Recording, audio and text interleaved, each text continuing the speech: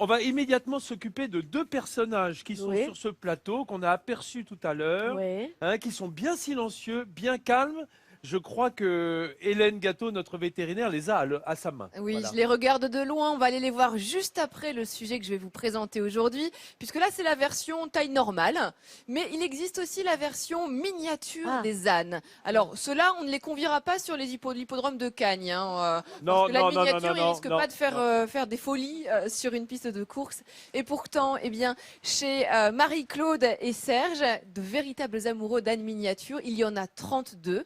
Ils sont véritablement tombés amoureux de cette race qui leur apporte énormément. Oui, on va le voir à travers leur histoire personnelle Ouais, qui est extrêmement touchante. Nous partons à Belle Affaire. Dans le village de Belle Affaire, Marie-Claude et Serge ont adopté de drôles de compagnons. Des ânes miniatures.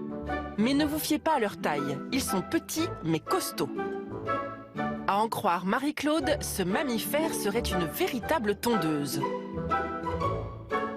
Enfin, c'est une usine sur pattes. Ils transforment au fur et à mesure. Et puis bon, on ne pourrait pas caresser sa tondeuse. Et ce n'est pas rien de le dire, car ces mini-ouvriers sont aussi d'excellents compagnons. D'ailleurs, en Sardaigne, leur pays d'origine, ils ont longtemps été considérés comme des animaux domestiques. Pas étonnant que Marie-Claude considère ces ânes comme ses propres enfants.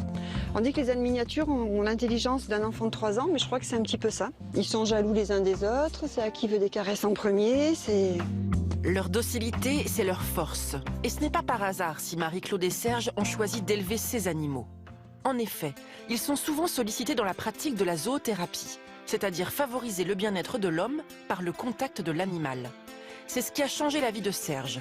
Victime il y a plusieurs années d'un accident de la route, il souffre d'un handicap neurologique qui le condamne à ne plus travailler. De se retrouver handicapé à 46 ans, c'est pas évident. Genre, bon, je déprimais beaucoup, puis il y a eu la rencontre avec les ânes qui m'ont redonné goût à la vie, et depuis, disons, je me lève le matin, je sais que j'ai des amis qui m'attendent, et la vie est belle. Disons, je suis redevenu quelqu'un, j'ai repris une identité que j'avais perdue bêtement sur un trottoir. Cette seconde vie, il la doit aussi à Marie-Claude, qui a monté ce projet pour lui. Selon elle, c'est ce qui lui a permis de remonter la pente. C'est vrai qu'il a changé du tout. Le fait de se lever, le fait de donner de l'affection, d'en avoir en retour, parce que ça a été très dur pour lui, le regard des autres, alors que là, les ânes, évidemment, il n'y a pas de regard, quoi. C'est que de l'affection. Les ânes rendent ce qu'on leur donne, comme il disait. Chez l'adulte, il agit comme un véritable antidote à la morosité et aux coups de blues. La grande douceur de l'âne miniature et sa recherche permanente du contact avec l'homme font de ce petit animal le compagnon idéal de votre quotidien. Je vais le faire, t'emmerde pas. Mais qu'il soit miniature ou qu'il soit de taille normale, l'âne, c'est vrai que c'est un compagnon formidable. Et aujourd'hui, eh bien, Serge et Dominique nous ont amené 2 ânes de Provence. Alors Serge est à la tête d'un élevage d'ânes qui s'appelle les ânes d'Anaïs. Et aujourd'hui, il nous a amené Ninon, qui est une ânesse qui a 17 ans. Donc pour 17 ans, elle se porte plutôt bien, avec sa petite fille qui s'appelle Félicie, et qui est née au mois de juin dernier. Alors les ânes de Provence sont vraiment ancrés également dans le patrimoine de la région. Ce sont les animaux qui transportaient le matériel des bergers lorsqu'il y avait la transhumance de la Basse-Provence à la Haute-Provence ou jusque dans les Alpes. Ils étaient vraiment les compagnies à porter tout le matériel.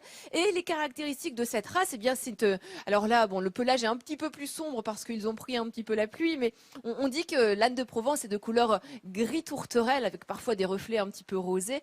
Le tour des yeux qui est très noir au départ et puis ensuite un petit peu plus clair, et de la même façon, autour des naseaux, il y a un éclaircissement du poil. Et bien évidemment, vous savez ce qu'on appelle la fameuse croix de Saint-André qui est au-dessus, avec la ligne sur le dos et la bande scapulaire.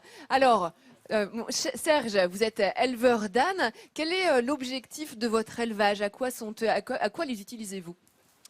Alors, essentiellement, au débroussaillage sur 2 communes, à Menton et à Roquebrune-Cap-Martin, où les communes nous font travailler sur le débroussaillage par pastoralisme.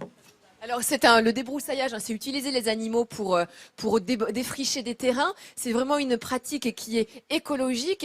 Bien évidemment, l'animal reste un animal. Hein. Il ne s'agit absolument pas d'une tondeuse écologique. On ne cherche pas à instrumentaliser les animaux. Et c'est quelque chose aussi qu'on peut pratiquer chez soi, mais en revanche, absolument pas en mettant un âne au fond de son jardin, tout seul, en disant, bah, tiens, il va entretenir mon hectare de terrain, n'est-ce pas, Serge? Non, tout à fait, je confirme. C'est très important pour cet animal d'avoir des liens sociaux avec son maître, s'il a beaucoup de temps à lui consacrer, ou avec un congénère, ce qui reste l'idéal pour lui. Voilà, l'âne, un fameux débroussailleur, mais également, on l'a vu dans le reportage, un allié exceptionnel en zoothérapie, et puis un compagnon de tous les jours. Moi, c'est l'animal que j'aime énormément. Vous me faisiez le parallèle tout à l'heure en coulisses, Serge, avec le dauphin. C'est vrai que le dauphin, âne, ce sont tous les deux des animaux qui suscitent énormément d'empathie et auprès desquels on trouve beaucoup de réconfort. Oui, et ils sont vraiment trop mignons. J'adore. Moi, si j'avais un grand terrain, je crois que je mettrais un âne dedans. Regardez cette beauté de paysage. Deux, Vincent. Oui, deux, c'est jamais vrai. un âne tout seul. Ouais, mais tu sais, avec moi, il sera jamais seul. Ah bah voilà. Et c'est Georges Clemenceau qui a visité la Provence à dos d'âne, notre président du conseil à l'époque. Il a visité, Georges Clemenceau, la Provence sur le dos d'un âne.